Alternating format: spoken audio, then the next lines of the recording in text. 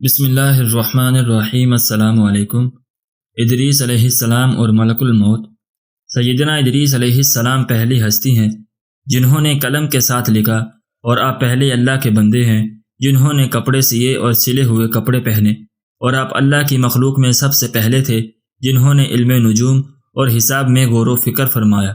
آپ کو ادریس اس لیے کہا جاتا ہے کہ آپ کثرت سے اللہ تعالیٰ کی کتاب کی تلاوت فرماتے تھے، یعنی اپنے زمانے کی کتابوں اور آسمانی صحیفوں کی تلاوت فرماتے تھے۔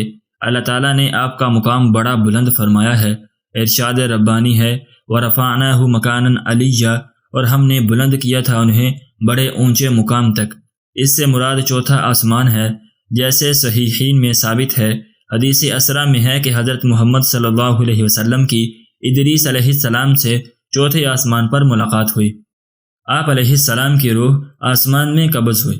جب اللہ تعالیٰ نے حضرت ادریس علیہ السلام کو چوتھے آسمان پر اٹھایا تو وہاں ہی ملک الموت علیہ السلام نے آپ کی روح مبارک قبض کی۔ حضرت ابن جریر اپنی سند کے ساتھ بلال بن یساف سے روایت کرتے ہیں، فرماتے ہیں کہ ابن عباس رضی اللہ تعالی عنہ نے حضرت کعب رضی اللہ تعالی عنہ سے سوال کیا، جب کہ میں بھی موجود تھا، کہ اللہ تعالیٰ کے اس ارشاد مبارک وَرَفَعْنَاهُ مَكَانًا عَلِيًّا کا کیا مطلب ہے؟ تو حضرت کعب رضی اللہ تعالی عنہ نے فرمایا، اللہ تعالیٰ نے حضرت ادریس علیہ السلام کی طرف وحی فرمائی، میں آپ کا ہر روز اتنا مقام بلند کروں گا جتنا تمام بنی آدم کا کرتا ہوں۔ شاید یہ آپ کے زمانے کے لوگوں کی بات ہے، بس آپ کو یہ بات پسند تھی کہ آپ زیادہ سے زیادہ عمل کریں۔ آپ کے پاس اسی دوران آپ کا ایک دوست فرشتہ آیا۔ آپ نے اس سے کہا، اللہ تعالیٰ نے میری طرف یہ وحی فرمائی ہے، تم ملک الموت سے بات کرو کہ وہ میری موت مؤخر کر دے تاکہ میں زیادہ سے زیادہ عمل کر سکوں۔ اس فرشتے نے آپ کو اپنے پروں پر بٹھایا اور آسمان کی طرف روانہ ہو گیا۔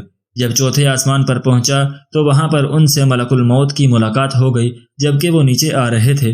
فرشتے نے ملک الموت سے وہی گفتگو کی جو حضرت ادریس علیہ السلام نے اس کو کہا تھا۔ ملک الموت علیہ السلام نے فرمایا، ادریس کہاں ہے؟ فرشتے نے کہا، وہ یہاں میرے پشت پر ہیں۔ ملک الموت نے کہا، کتنی عجیب بات ہے، مجھے بھیجا گیا تھا کہ میں ادریس علیہ السلام کی چوتھے آسمان پر روح قبض کروں، تو میں کہہ رہا تھا کہ میں ان کی چوتھے آسمان پر کس طرح روح قبض کروں گا جبکہ وہ زمین پر ہیں۔ پھر ان کی وہاں ہی روح مبارک قبض کی گئی، اس لیے اللہ تعالیٰ نے فرمایا وَرَفَعْنَاهُ مَكَانًا عَلِيًّا۔ ایک دن حضرت ادریس علیہ السلام کسی کام کے لیے باہر تشریف لے گئے تو آپ کو سورج کی تپش نے آ لیا۔ آپ نے عرض کی، اے میرے رب، میں ایک دن چلا ہوں، اس کا کیا حال ہوگا جو اس کو اٹھائے گا جبکہ ایک دن 500 سال کا ہوگا؟ اے میرے مالک، اس سے سورج کا بوجھ ہلکا فرما دے، یعنی اس فرشتے کا جو سورج کا موکل ہے۔ ادریس علیہ السلام عرض کرتے ہیں، اے میرے رب، اس کا بوجھ ہلکا فرما دے اور اس کی تپش اس فرشتے سے کم فرما دے۔ جب صبح ہوئی تو فرشتے نے سورج کا بوجھ اور تپش پہلے سے کم محسوس کی، جن کے بارے میں اس کو علم نہ تھا۔ تو فرشتے نے عرض کی، اے میرے رب، تو نے مجھے سورج کو اٹھانے کے لیے پیدا کیا، اب اس میں تو نے کیا فیصلہ کیا ہے؟ اللہ تعالیٰ نے فرمایا، میرے بندے ادریس نے مجھ سے عرض کی کہ میں تجھ سے سورج کا بوجھ اور تپش کم کر دوں، تو میں نے اس کی دعا قبول فرمائی۔ اس فرشتے نے عرض کی، اے میرے رب، میری ادریس علیہ السلام سے ملاقات کرا دے اور میری ان سے دوستی پیدا فرما دے۔ اللہ تعالیٰ نے فرشتے کو اجازت عطا فرما دی، یہاں تک کہ وہ حضرت ادریس علیہ السلام کے پاس آیا۔ حضرت ادریس علیہ السلام نے اس سے پوچھا کہ مجھے معلوم ہوا ہے کہ ملک الموت کے نزدیک تو فرشتوں میں سب سے زیادہ قابل عزت اور بلند مقام والا ہے، تو میری ملک الموت کے پاس شفاعت کر کہ وہ میری موت مؤخر کر دیں تاکہ میں اپنے رب کا شکر اور عبادت زیادہ کر سکوں۔ فرشتے نے کہا کہ جب کسی کا وقت پورا ہو جاتا ہے تو اللہ تعالیٰ تاخیر نہیں فرماتا۔ حضرت ادریس علیہ السلام نے فرمایا کہ مجھے اس بات کا علم ہے، لیکن میں اس بات کو پسند کرتا ہوں کہ میری عمر میں اضافہ کیا جائے۔ فرشتے نے کہا، ٹھیک ہے، اور آپ کو اپنے پروں پر اٹھایا اور آسمان پر لے گئے اور سورج کو مطلع طلوع ہونے کی جگہ کے پاس رکھ دیا۔ پھر ملک الموت سے کہا کہ بنی آدم میں سے میرا ایک دوست ہے جو میری سفارش پر آپ سے امید کرتا ہے کہ آپ اس کی موت کو مؤخر کر دیں۔ ملک الموت نے کہا، یہ میرے بس کی بات نہیں، لیکن اگر تجھے پسند ہے تو میں یہ بتا سکتا ہوں کہ اس کی موت کا وقت کون سا ہے۔ فرشتے نے کہا، ٹھیک ہے۔ پھر ملک الموت نے اپنا دیوان دیکھا اور کہا، تو مجھ سے ایسے آدمی کے بارے میں پوچھ رہا ہے جس کو میں ہمیشہ کے لیے فوت شدہ دیکھ رہا ہوں۔ فرشتے نے کہا، وہ کیسے؟ ملک الموت نے کہا، میں اسے سورج کے مطلع کے پاس فوت شدہ دیکھ رہا ہوں۔ فرشتے نے کہا، میں انہیں تیرے پاس انہیں سورج کے مطلع پر چھوڑ کر آیا ہوں۔ ملک الموت نے کہا تم جاؤ اور دیکھو، میرا خیال ہے کہ تم اسے فوت شدہ پاؤ گے۔ اللہ تعالیٰ کی قسم، ادریس علیہ السلام کی زندگی میں سے کچھ بھی باقی نہیں ہے۔ فرشتہ واپس لوٹا تو اس نے ادریس علیہ السلام کو فوت شدہ پایا۔ حضرت ابن عباس رضی اللہ تعالیٰ عنہ سے روایت ہے کہ فرشتے نے اجازت طلب کی کہ وہ حضرت ادریس علیہ السلام سے ملاقات کرے۔ وہ فرشتہ حاضر ہوا اور آپ کو سلام کیا۔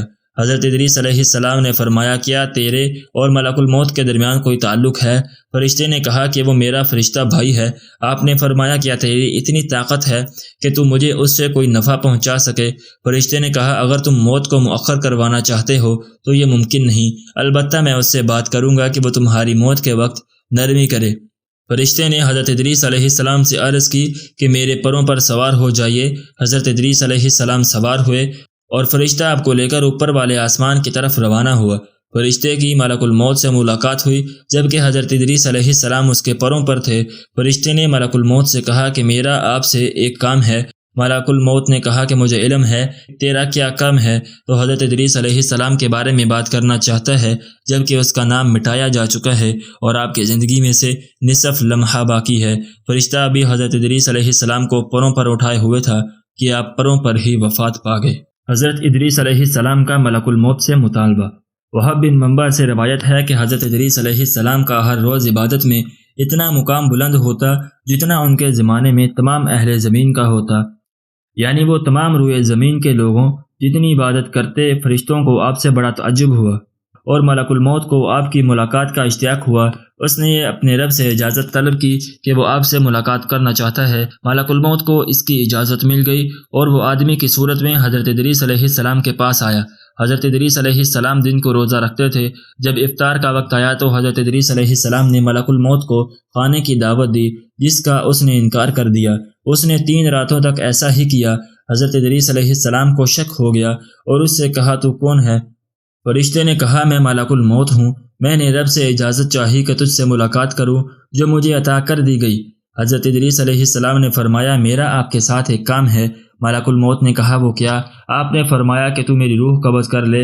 اللہ تعالیٰ نے ملک الموت کو وحی فرمائی کہ ادریس علیہ السلام کی روح قبض کر لے۔ ملک الموت نے آپ کی روح قبض کر لی اور تھوڑی دیر بعد لوٹا دی۔ ملک الموت نے کہا تیری روح قبض کرنے کا کیا فائدہ ہوا؟ آپ نے فرمایا تھا کہ میں موت کا ذائقہ چکھ لوں اور اس کے لیے اپنی تیاری اور سخت کر دوں۔ پھر تھوڑی دیر بعد حضرت ادریس علیہ السلام نے ملک الموت سے فرمایا میرا تمہارا ساتھ ایک اور کام بھی ہے۔ ملک الموت نے کہا وہ کیا ہے؟ آپ نے فرمایا کہ تو مجھے آسمان پر لے جا تاکہ میں جنت اور دوزخ دیکھ سکوں۔ اللہ تعالیٰ نے ملک الموت کو اجازت عطا فرما دی کہ وہ آپ کو آسمانوں پر لے جائے۔ جب حضرت ادریس علیہ السلام نے دوزخ کو دیکھا تو آپ پر بے ہوشی طاری ہو گئی۔ جب افاقہ ہوا تو آپ نے فرمایا مجھے جنت دکھاؤ۔ ملک الموت نے آپ کو جنت میں داخل کر دیا۔ پھر ملک الموت نے آپ سے کہا باہر نکلیے تاکہ میں آپ کو اپنی جگہ پر پہنچا دوں۔ حضرت ادریس علیہ السلام درخت پر چڑھ گئے اور فرمایا میں باہر نہیں نکلوں گا۔ اللہ تعالیٰ نے ان کے درمیان ایک فرشتے کو حاکم بنا کر بھیجا۔ فرشتے نے آپ سے کہا آپ باہر کیوں نہیں نکلتے؟ آپ نے فرمایا کیونکہ اللہ تعالیٰ کا ارشاد ہے کل نفس ذائقۃ الموت، کہ ہر نفس نے موت کا ذائقہ چکھنا ہے اور میں موت کا ذائقہ چکھ چکا ہوں۔ نیز اللہ تعالیٰ نے فرمایا وما ہم منہا بمخرجین، کہ وہ جنت میں داخل ہونے کے بعد نہیں نکلیں گے تو میں کس طرح نکل سکتا ہوں؟ اللہ تعالیٰ نے ملک الموت سے فرمایا ان سے کہو میری اجازت سے داخل ہوئے تھے، میرے حکم سے نکل آؤ۔ قرطبی فرماتے ہیں ممکن ہے اللہ تعالیٰ نے یہ ادریس علیہ السلام کو پہلے سکھا دیا ہو پھر اس کو قرآن میں نازل کیا ہو اور حضرت ادریس علیہ السلام کی زبان پر قرآن کے موافق کلمات جاری ہو گئے ہوں۔